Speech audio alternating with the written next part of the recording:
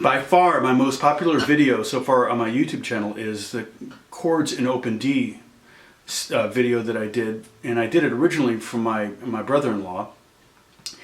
And it runs about 18 minutes. It's my longest video. It's also meandering, and I apologize for that. I'm pretty impressed with you guys all putting up with my meandering on the subject. However, it's packed full of information, and I guess it's pretty helpful because I've had a lot of views on that, and I really appreciate that. Consequently, I did one in Open G because I got a lot of requests for that. I haven't had any requests for this, but I thought it might be kind of cool to come up with this, and it basically is DADGAD. I'm going to find some chords in DADGAD. DADGAD is typically a fingerstyle player's tuning, you know, one that they use a lot.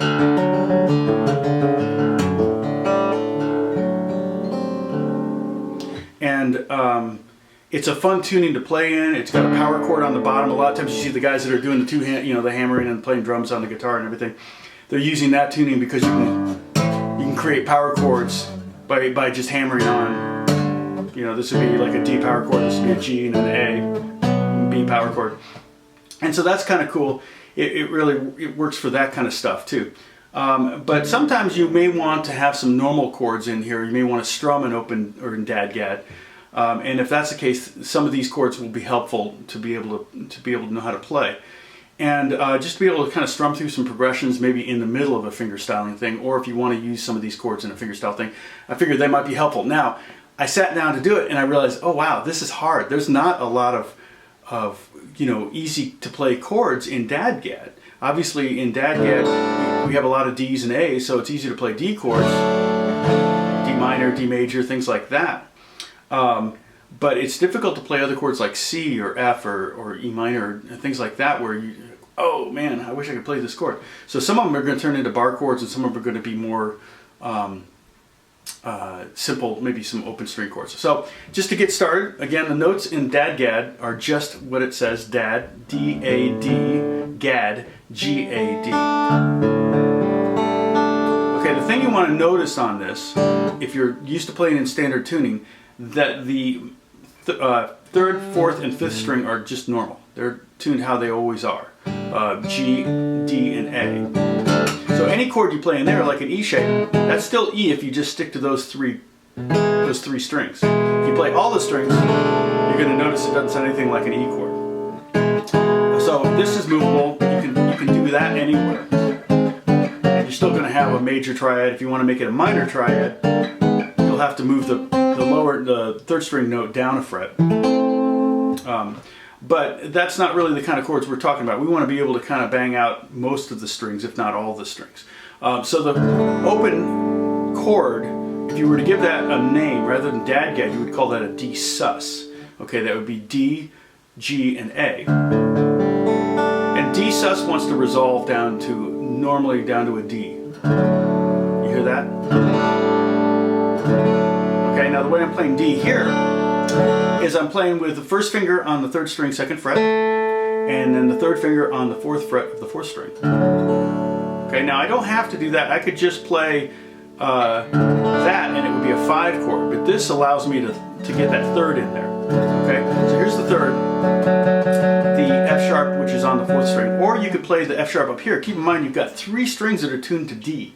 So if you put any note, the same fret on any of those strings, it's going to be the same note. So I could put the F sharp here and create this. That'd be kind of like a D over F sharp. Or I could put it here, that would be a D. Or I could put it up here on the first string, and that gets that F sharp on top.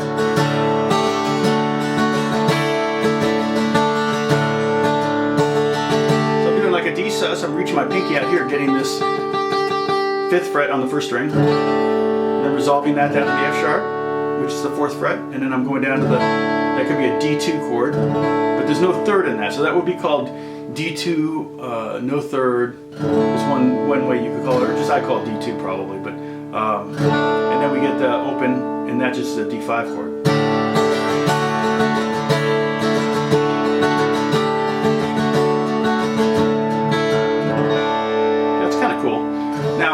So if that's D major, then this would be D minor. See that? I lowered the F sharp down to F, and I create a D minor. So the notes in this chord are D, A, F, A, A. You got two unison A's in a row, and then D on top. And that would be fingered, first finger on the 2nd fret of the 3rd string, and 2nd finger on the 3rd fret of the 4th string. Or I could, again, do that up here on the 1st string instead. And that's D minor, but now the 3rd or the F is on top. Or I could put them both down. That's not difficult. It's a little harder with the D major to have them both out there because you got to spread a little bit more. This one's a little tighter, so you can get that.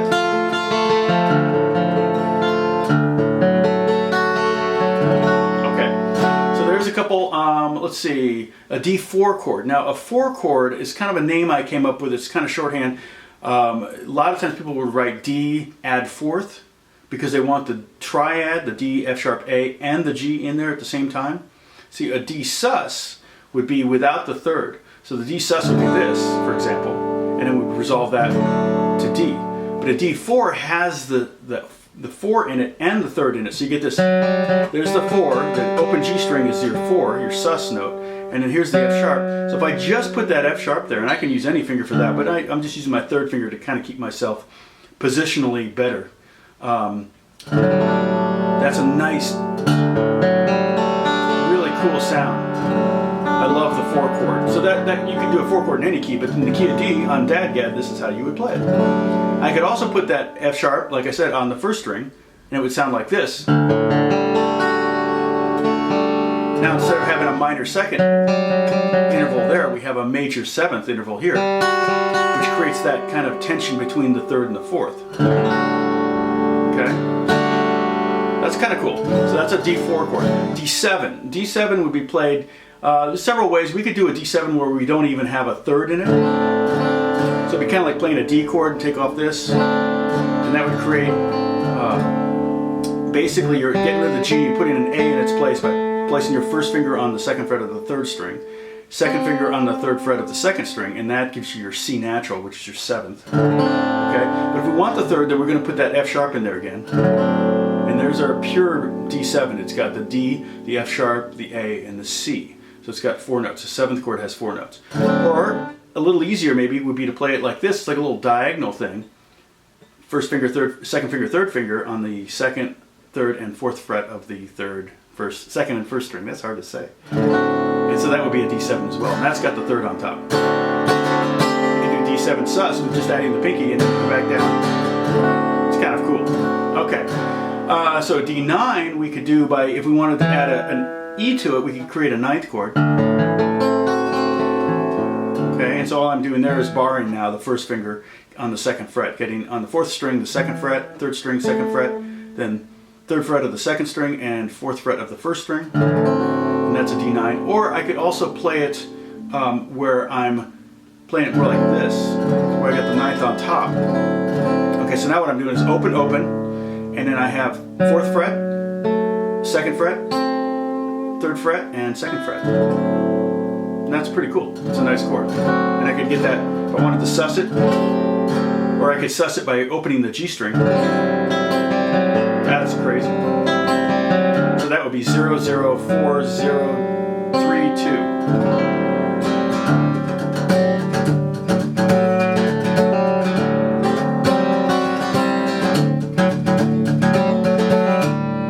It's cool. I like that. Kind of a 1 chord vamp kind of thing you could do. Now we're going to jump into some other chords that, again, like I said, some of these chords are not as easy as they are normally. I mean, if I just play a regular G chord, it's going to sound wrong, or a C chord, or an E chord, or an A chord. You can't just play those. You have, because of the tuning is so different, you have to kind of make changes in how you finger things to make them sound even close to the original chord.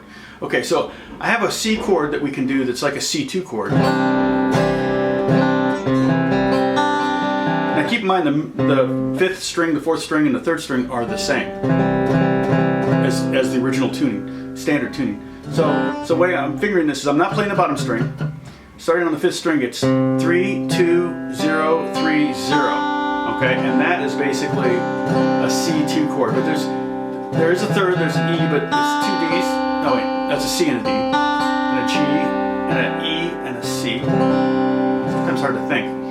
And then if I want to play a pure C chord, it's going to be even more difficult. It's a 4-finger chord. See that? And so that would be nothing on the bottom string, then 3, 2, 0, 3, 2. Pretty hard. If I went like a C9 or a C2 chord like you would normally play on a standard tuning, that would be like a C2 with a sus or something, or C with a sus 4. That would be a C4 chord. Okay, so that's L, and a C6 chord. So that's nothing on the bottom, and then 3, 2, 0, 0, 2. Okay. All right, so I'm going to stop here. We're going to come back. I'm going to do some more, another video, maybe even 2 more videos. I don't want these videos to get too long. I'm going to do G and A and E minor and B minor and some different chords, and maybe even show you a couple chord progressions we can kind of strum together. But DADGAD is a cool, I want to get a 7-string guitar so I can do EGAD DAD. But anyway, DADGAD is a cool tuning for finger. If you've never messed with it before, I would really suggest doing it. You'll find all sorts of things in there. You'll just mess around and you'll probably accidentally play some of the most beautiful stuff you've ever played. Most of everything I do that's beautiful is an accident. So anyway, have a great time. I'll see you on the next video. We'll do a bunch more chords, and I hope you're doing well. God bless you. Bye.